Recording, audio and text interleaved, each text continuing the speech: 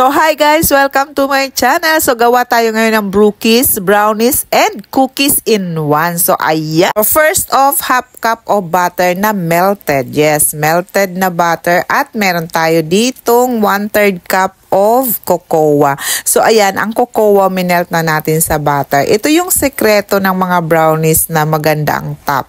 So ang ginawa ko kasi dito, medyo dinagdagan ko yung, pwede namang ano lang, 1/4. Pero ito ginawa kong 1/3. So ayan, nakikita nyo ang ating cocoa, pwedeng 1/4, depende sa inyo. So ito, 1 cup na brown sugar.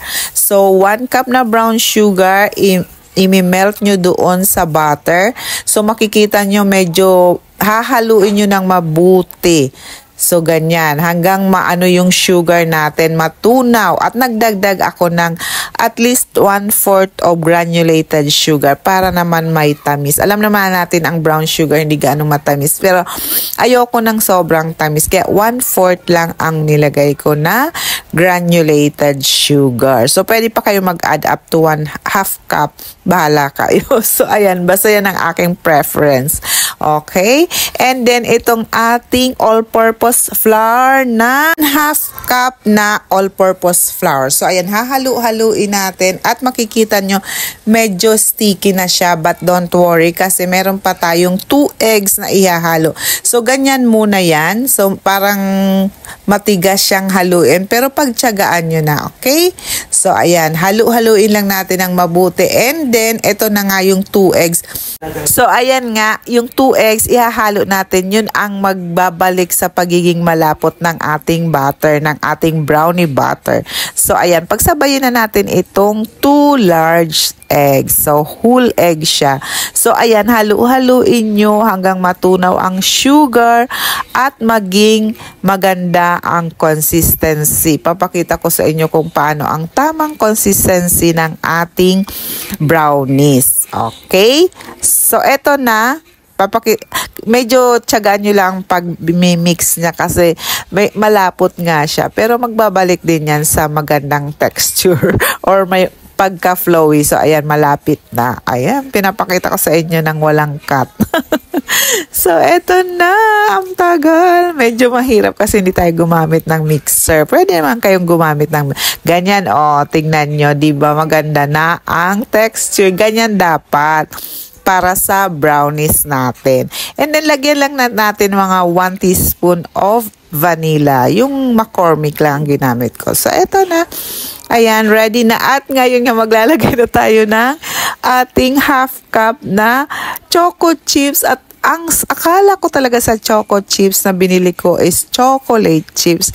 Ang nangyari nung buksan ko, white chips pala. Pero wala na tayong choice, kaya okay lang yun. So ayan, naging white tuloy. So ito nga, nilagay ko na sa ating pan na meron siyang wax paper. Ang size ng pan is 7x11. So ilatag nyo lang, i-distribute nyo lang yung ating brownie butter. So ganon. So madali lang talaga kasi brownies. Then ito nang ginagawa ko, 1/2 cup naman para sa cookies natin. So gumamit na ako dito ng mixer at saka 1 whole egg na large. Ayan, tapos din ang sugar, then 1 cup na brown sugar, at pwede kayo magdagdag ng white sugar na 1/4 cup. So ayan, naglagay tayo ng baking powder, 1/2 teaspoon ng baking soda, 1/2 teaspoon, and salt, 1/4 teaspoon.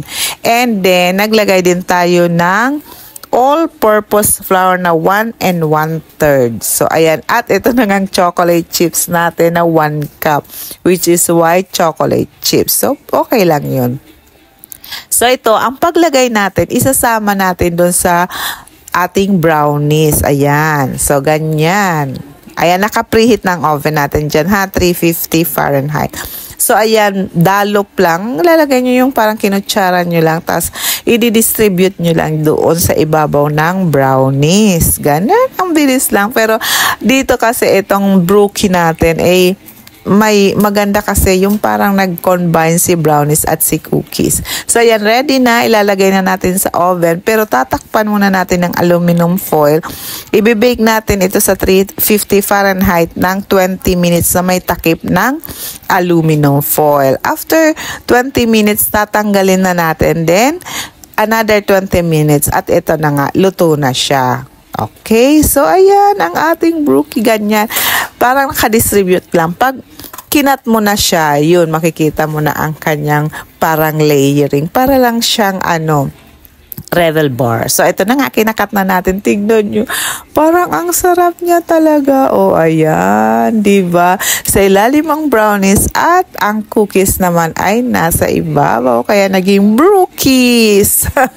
So, ayan. O, diba? Ang ganda niyang tignan. So, nakagawa tayo ng 24 pieces na tig 2 inches ang size. So, ayan. Pwede natin itong pambenta or for this holiday season. O, ayan.